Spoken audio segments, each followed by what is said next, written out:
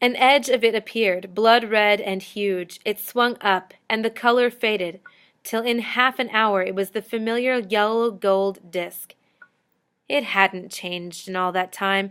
I had been foolish to think that it would. 7 million years, that is nothing to Earth, how much less to the sun? Some 2,000 times it had risen since I last saw it rise. 2,000 days. If it had been that many years, I might have noticed a change. The universe moves slowly. Only life is not enduring. Only life changes swiftly.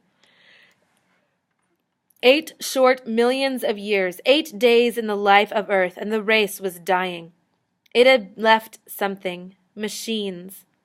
But they would die too, even though they could not understand. So I felt. I may have changed that.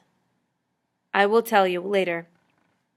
For when the sun was up, I looked again at the sky and the ground, some 50 floors below. I had come to the edge of the city. Machines were moving on that ground, leveling it, perhaps. A great wide line of gray stretched off across the level desert, straight to the east. I had seen it glowing faintly before the sun rose, a roadway for ground machines. There was no traffic on it. I saw an airship slip in from the east.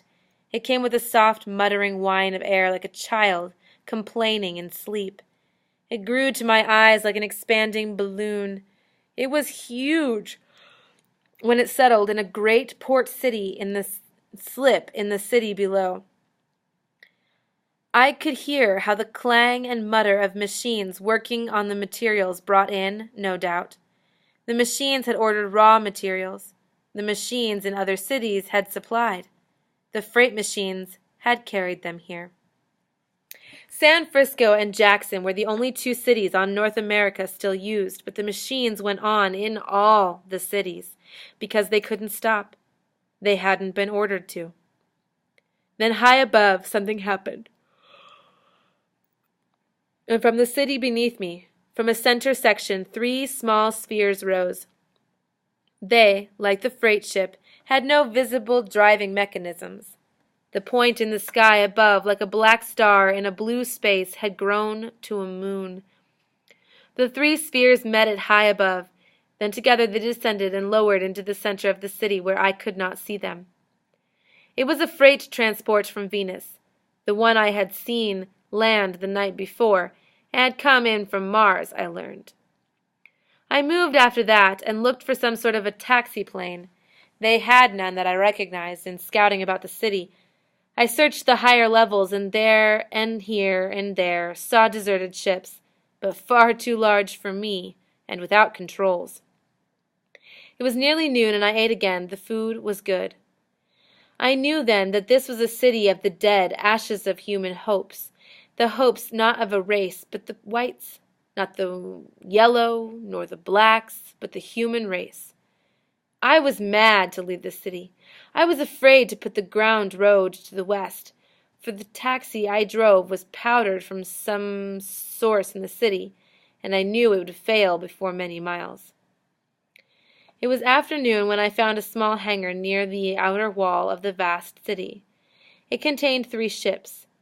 I had been searching through the lower strata of the human section, the art part. There were restaurants and shops and cities here. I entered one place where, at my entrance, soft music began, and colors and forms began to rise on a screen before me. They were the triumph songs in form and sound and color of a mature race, a race that had marched steadily upward through 5 millions of years and didn't see the path that faded out ahead when they were dead and had stopped. And the city itself was dead, but hadn't stopped. I hastened out of there, and the song that had not been sung in 300,000 years died behind me. But I found the hangar. It was a private one, likely. 3 ships, one must have been 50 feet long and 15 in diameter. It was a yacht, a space yacht, probably. One was some 15 feet long and 5 feet in diameter. It must have been the family air machine. The third was a tiny thing, little more than 10 feet long and 2 in diameter. I had to lie down within it, evidently.